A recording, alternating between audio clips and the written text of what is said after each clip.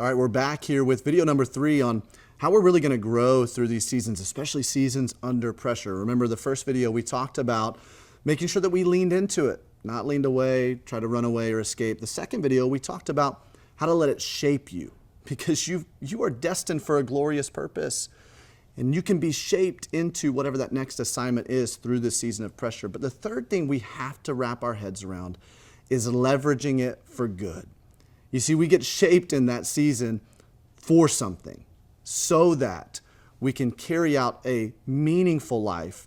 No matter how young you are, no matter how old you are, I promise you, your best days are not behind you. In fact, this season right now that you have transitioned into can be the greatest season of your life and be used for the greatest good. But you have to be intentional about leveraging what you've experienced for a purpose. And what that means specifically is to help other people. You see, what can happen is in pressure or in pain, we can get so focused on ourselves. We begin to navel gaze. We kind of turn inward. And what that does is it actually causes us to focus more on our problems than anything else in this world. And those problems can get bigger and bigger and bigger in our perspective.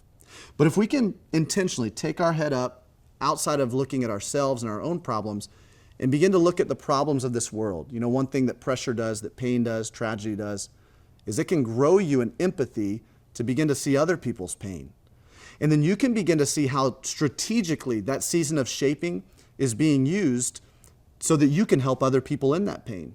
It's amazing to me how many people, like, I'm taking an Uber, or I'm in an airplane, or I'm just kind of interacting with someone at a grocery store, how many people will tell me their story of pain and they don't even know why they're telling me. And I'm like, I know why. There's a gravitational pull when we decidedly look up from outside of ourselves and look for opportunities to leverage our story, our pain, to help other people.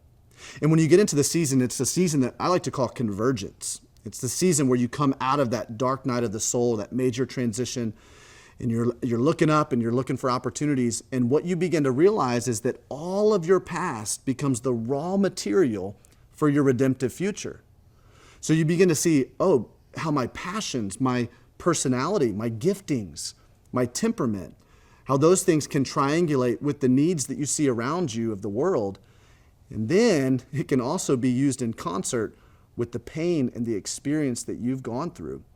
And that right there, friends, the convergence of all of those things is where you find your greatest purpose. But you have to leverage that purpose to help other people. Otherwise, you're just living life for yourself. And that's recipe for a very empty, hollow life. But a meaningful life is one where you leverage it to help others. You know, if you're really trying to figure out, how do I leverage this for a purpose? I would encourage you to ask some of those questions. Kind of find, if you think about like a Venn diagram, find, okay, what's my makeup? How am I wired? What's my temperament, my passion, my giftings? It's interesting, passion comes from the same root word as the word suffering. The things that come out of you in your suffering become your passion, and the things that you're willing to suffer for is what you're passionate about. Well, so you think about that circle. Think about the circle of what's the greatest need in the world? What are some things that I identify? You know, there's a reason you see it. It's because it aligns with how you're made and the things that you're passionate about. And so instead of looking at something maybe at your church and going, well, here's a problem that the leadership needs to solve, or, you know, here's a thing that someone else needs to do, maybe the reason you see it is because you're wired to do something about that. So what's the greatest need in the world? And then what have I gone through? What kind of pain have I experienced? What kind of major life transition that is perfectly suiting me for this kind of work?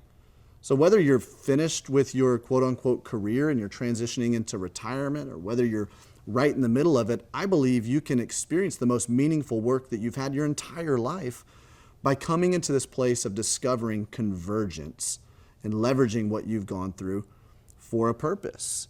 Now, one of the things you have to realize is you don't have to build some massive organization or some huge ministry in order to turn something around for purpose. Even in the small minutia of the day, the interactions that you have, the volunteer opportunities that you dive into, whatever it is, you can find purposeful and meaningful work.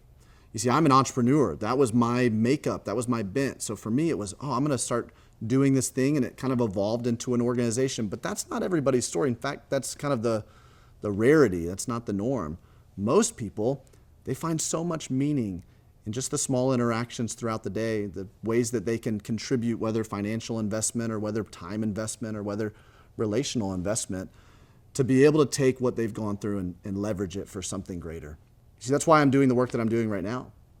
I started a podcast back in 2017 because I was meeting a lot of people who had experienced really difficult things, but they were breathing hope and faith into my life. I was essentially borrowing their faith. And so I decided to put a microphone in front of them and interview them about all the things that they'd gone through. And the podcast just exploded, which told me there were so many people out in the world who were experiencing pain but wanted to have some hope. And somehow as I began to share those stories, it began to heal me and give me a greater purpose that was outside of my own life, my own self. And it began to help me to see that this painful, awful, horrific thing could be used for something great. And that's the choice that you have too. That's the choice that all of us have. No matter what's taken place in our life, we don't get to choose a lot of the things that have happened in our lives, but we do get to choose how we respond to those things. And I can promise you from experience that your life can be full of meaning no matter what you have gone through, even if it seems senseless. We'd love to help you with that. As you're discovering your purpose, how to leverage this stuff for good, we'd love to help you. nothingiswasted.com. We've got all kinds of resources to help you with that. Podcast episodes, mini courses, master classes. And we've got a course called Pain to Purpose where you can begin systematically looking at how do I leverage all of this that I've gone through to walk into an even more meaningful and purposeful life in this next season.